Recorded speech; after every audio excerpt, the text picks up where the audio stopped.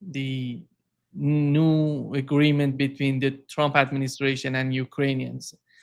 And here is what Donald Trump said about that. A lot of things, obviously. We'll be discussing what's happening with respect to Ukraine and Russia. At this moment, we have people talking in Russia. We have representatives over there, Steve Witkoff and others, and they're in very serious discussions. As you know, Ukraine has agreed, subject to this, what's happening today, to a complete ceasefire, and we hope Russia will do the same. Thousands of people are being killed, young people, usually, mostly young people. We were just talking about it. Thousands of young people are being killed a week, and we want to see that stop. And they're not Americans, and they're not from the Netherlands for the most part. No.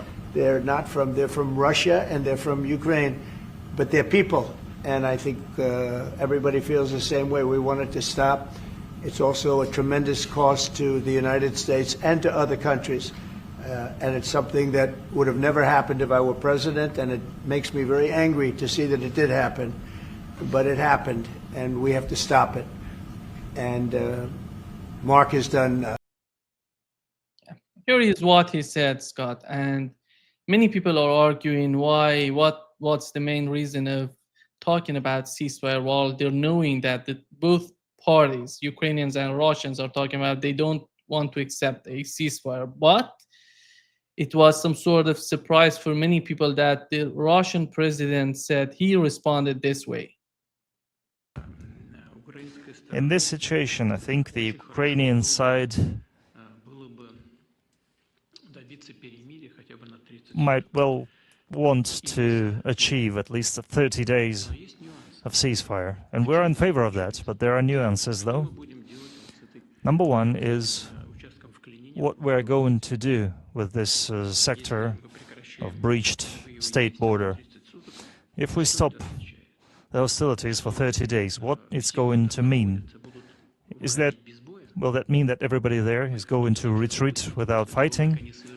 Are we going to have to let them go after all the atrocities they have perpetrated against civilians?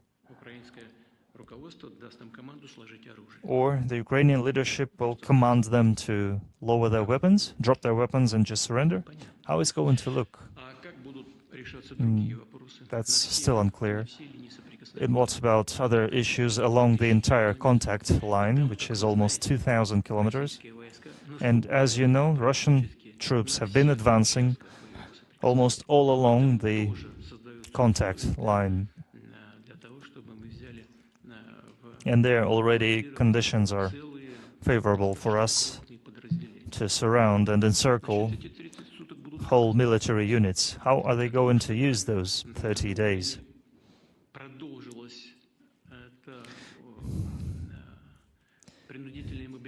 Is the ceasefire going to be used to continue forced mobilization, to continue rearming, to continue supplies of weaponry, to allow military units to regroup? But if nothing like this is done, then the question is bound to arise. How is control and verification going to go? How are we guaranteed that nothing like that ever repeats? How is it going to be controlled? I really hope common sense tells everyone how it's going to look like, what it's going to look like. Who's going to give orders to cease the hostilities? And what will be the price of those orders? Just imagine 2,000 kilometers. Who's going to determine who broke the ceasefire along those 2,000 kilometers? And who's going to lay blame on others for breaking this agreement? Those are all issues that require very careful studying from both sides. So the very idea is great, I think it's correct, and we, of course, support it. There are, though, certain issues that we still need to look into and to discuss. And we need to hold consultations with our American partners, counterparts. Maybe we need to have a phone talk with President Trump to discuss that with him as well. But the very idea of ending this conflict in a peaceful manner, we support that. He simply says that the idea is so nice to think of, but how can we implement that? The various issues that he has raised during his response. What's your take on the way that Russians are thinking of a ceasefire between Ukraine and Russia?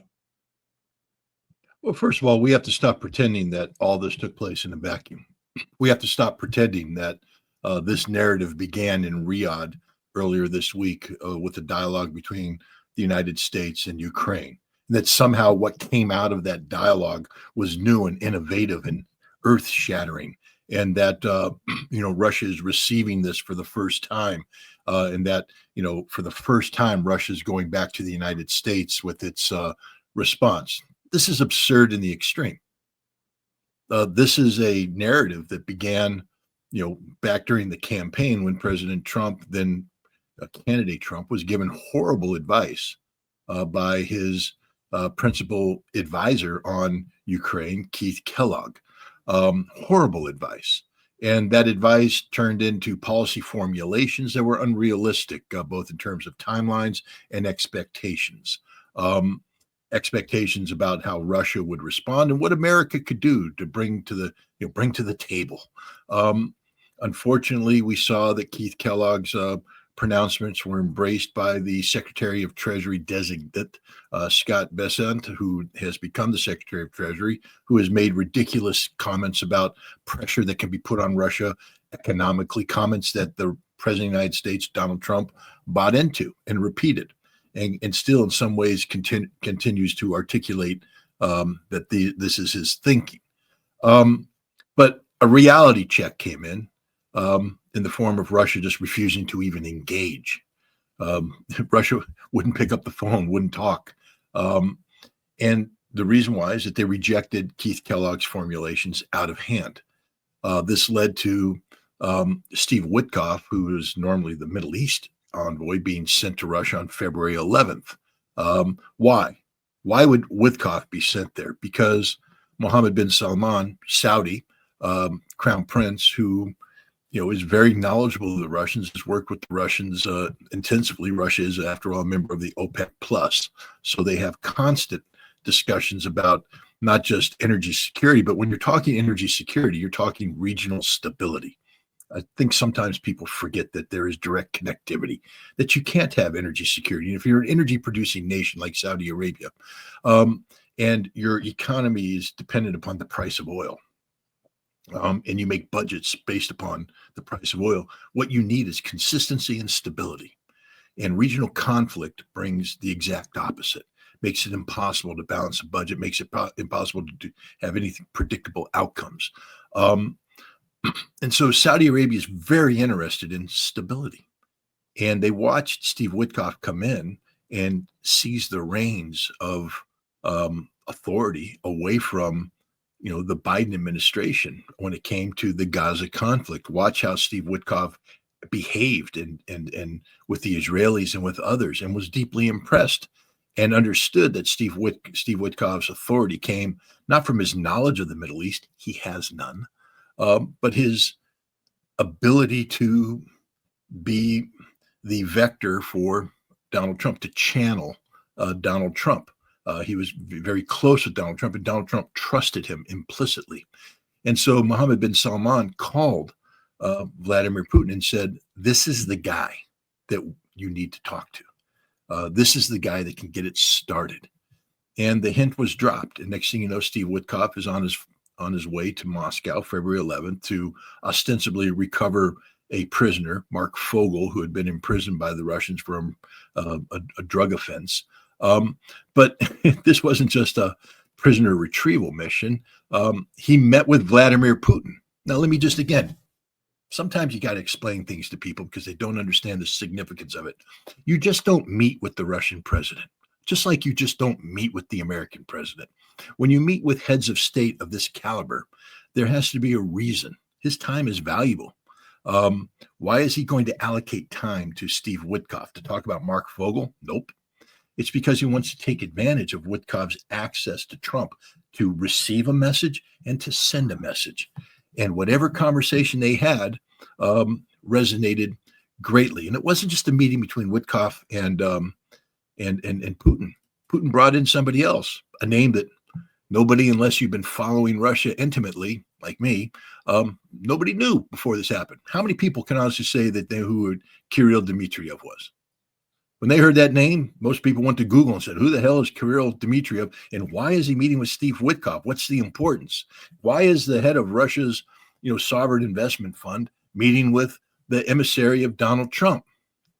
Because they speak the language of international business, and because Dmitriev was setting Witkoff straight on the reality of the Russian economy, the false expectations that Trump had about certain policy directions that could put pressure on Russia. You need to set the record straight, what can be achieved and what can't be achieved, and to talk about the potential of the economic benefits of a renewed economic relationship. This is broader than just Ukraine. In fact, the conversation appeared to discuss almost everything but Ukraine. Witkoff went back. The very next day, Trump has a 90-minute phone call with Donald Trump, with Vladimir Putin. I bring this up again because if you're acting as if what we're hearing from Putin today is the first time he's considered Donald Trump's position, you're wrong. You're fundamentally wrong. He heard Donald Trump's position back on February 12th when they had a 90-minute phone call where they exchanged ideas. This phone call didn't just happen out of the blue. They were both ready for it. They both knew what they wanted to say. They said it. They listened.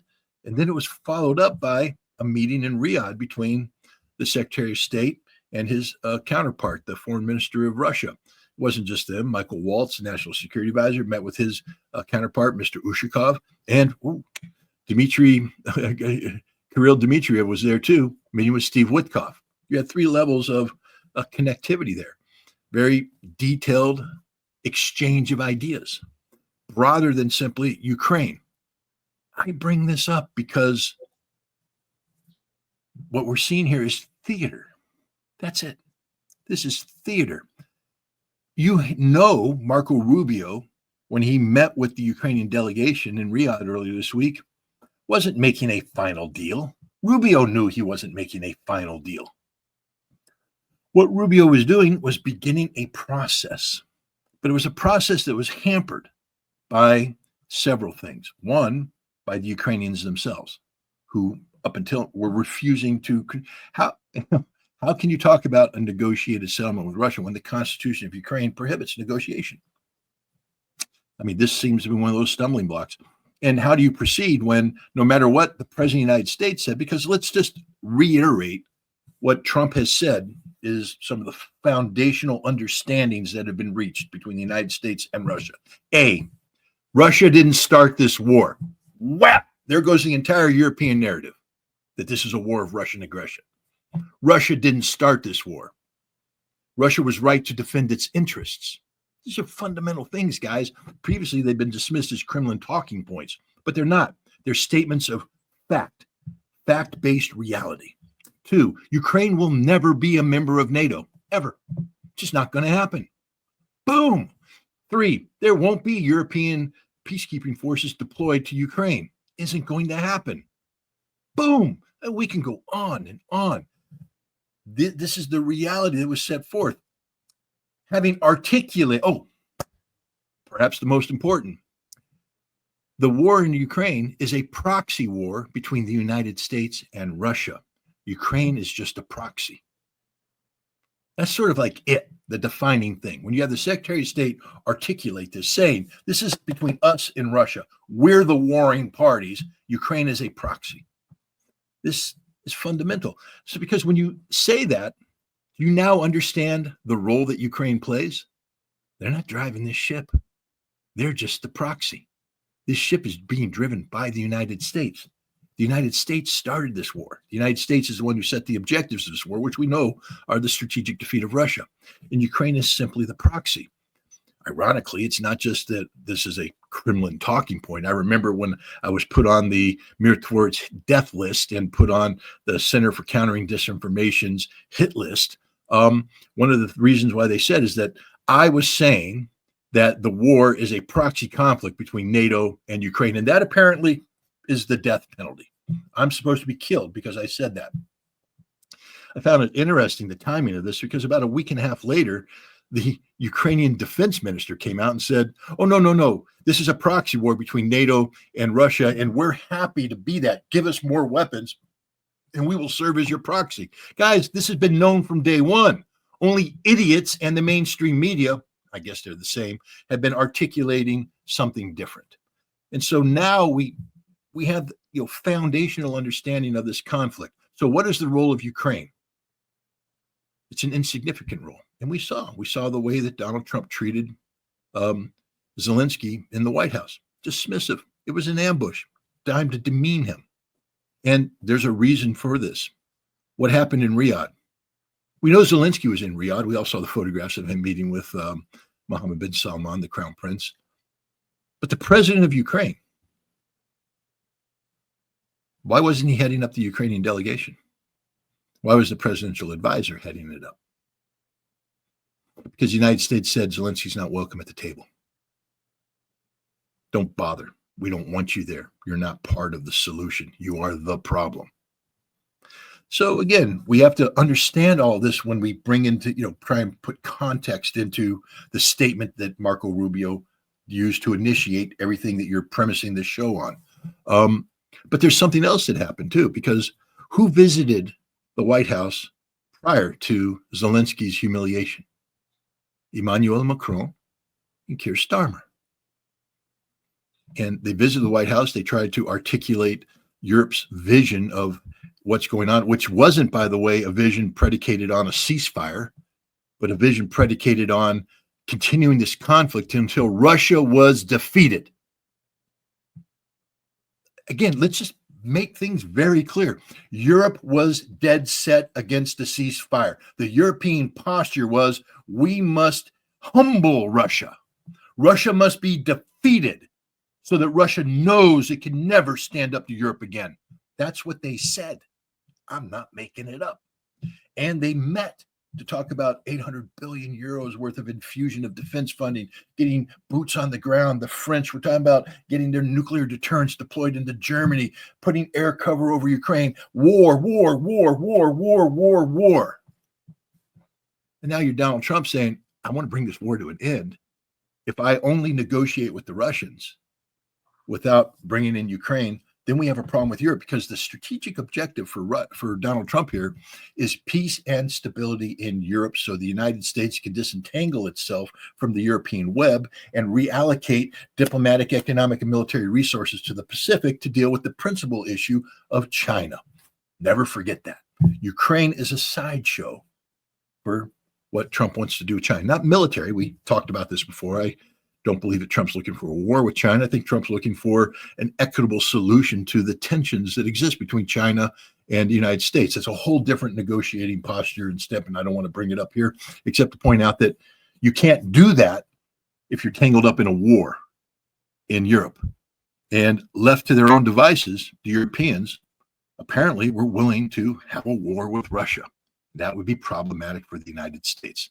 So how do you resolve this? And again, I want to just once again remind your audience that prior to the meeting in Riyadh between Rubio and Yermak, the presidential advisor to the president of Ukraine, Europe was talking about humbling Russia on the battlefield, that there could be no ceasefire, that this war could only end with a Russian military defeat, and Europe was going to be the one to ensure that defeat occurred.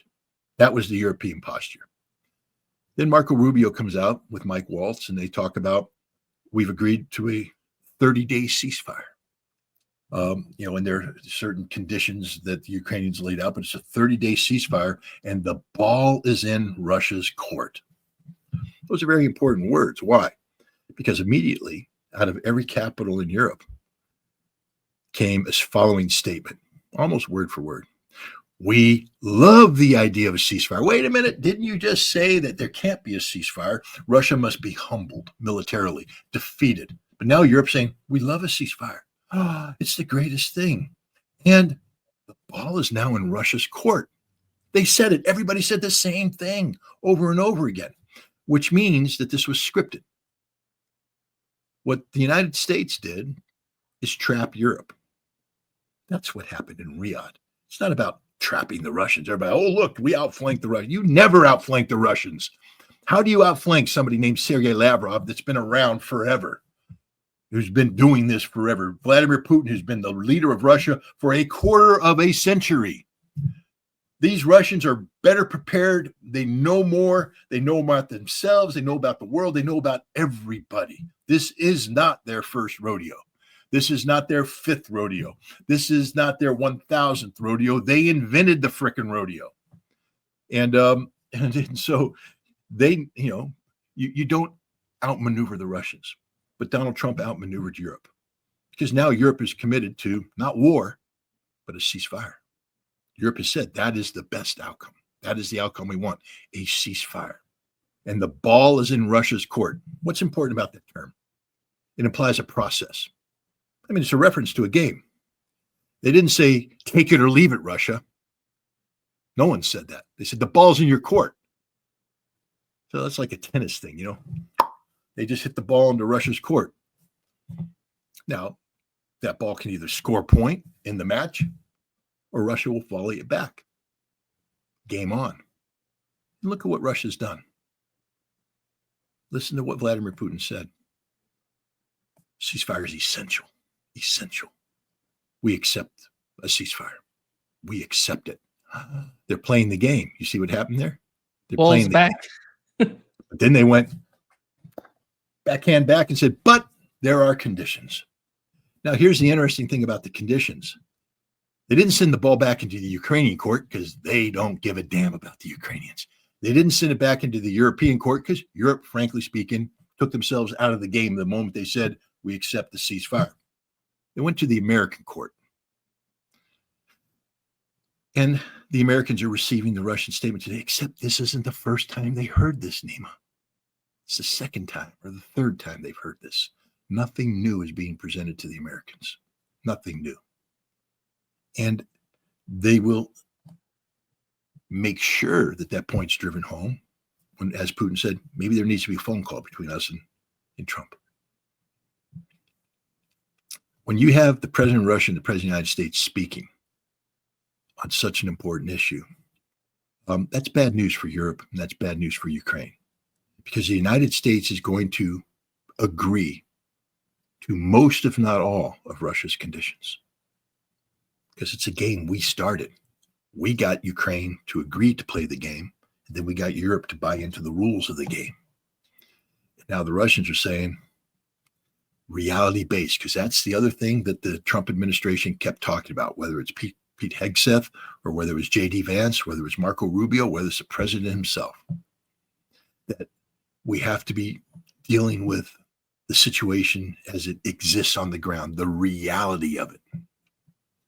And Russia is about to set forth the definition of what reality is.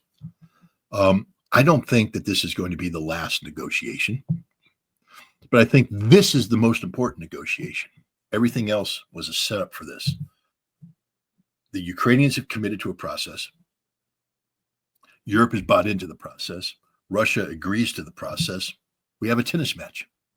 And now Russia is sending the ball back, but the player isn't Ukraine. First of all, let's understand the following. Zelensky has been sidelined.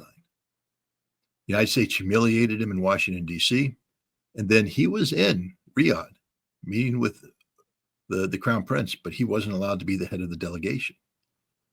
He's the problem, not the solution. And right now, inside in Kiev, you hear talk now that he's out. He's done. And my guess is that he'll be out of there within 2 weeks. I don't know where he physically is right now. I don't know if he's on the sidelines of the G7 meeting. I don't know if he returned to Kiev, but he can't last long in Kiev. He's been discredited as a leader, humiliated as a leader. And he has once again directly contradicted the United States after a meeting where his negotiating team received information from Marco Rubio about territorial concessions, that this isn't going back to 2014 or 2022. It's dealing with the reality that exists today. And the Ukrainian delegation went, yeah, we understand that. Zelensky came out and said, no, 2014. We get everything back. We get all of Novorossiya, Kherson, Zaporizhia, Donetsk, Lugansk, and we get Crimea. That's the only term. He is so far removed from reality, it's not even funny. So he's finished. It's the end of Zelensky. And when Zelensky goes, you're going to see a collapse of Ukraine, political will, social will. And all Russia has to do is keep the game playing until Ukraine gets into a position where they will comply with Russia's demands. And Europe will have no choice but to follow along. This is the game that's being played. It's called diplomacy. It's a master class being put on by the Russians, and I believe with the assistance of the United States. Who's not in Moscow right now from the United States? Marco Rubio. Not there. Why? Why isn't the Secretary of State, who has been involved in these negotiations, not present for the most important negotiation? Because he's always been a figurehead. There's somebody else pulling the strings, somebody else calling the shots. And Rubio isn't needed for this. In fact, he's a distraction from this because Rubio has tainted himself with the Ukrainian brush and the European brush. So he's over there now playing with Europe. Well, what happened to the last person who was supposed to be the one leading the efforts and they got sidelined and sent to Europe? His name was Keith Kellogg. You do know that he was fired. He's no longer the special envoy. I'm not saying that Rubio is going to be fired. I'm going to say that Rubio is not going to be a major part of the Russian negotiation going forward. This is now in Donald Trump's hands. Steve Witkoff, although they said he's not going to be the principal negotiator, Steve Witkoff is the facilitator. And he's got this in Trump's hands. And I think that once Trump and Putin nail down the basics, they'll bring in a closer who'll come in and close the deal. And that's going to happen in a matter of weeks. I think Zelensky's going to be gone. The Ukrainian government collapses. Now you have the conditions to where Russia can come in and participate in a post-conflict election that gets their man installed, gets a parliament, a Rada installed that's willing to make the constitutional changes that Russia views as a prerequisite for denazification, who will agree to demilitarization on the terms set forth by Russia. And Europe will have no choice but to comply with this. This is what happened in Riyadh. Europe was trapped into a position where a ceasefire is now the primary policy objective, as opposed to humbling Russia, defeating Russia, all the things they were talking about. That's not being talked about now. They're talking about, the necessity of a ceasefire. This is the game. We're moving towards a ceasefire, the conditions that need to be met to make a ceasefire possible.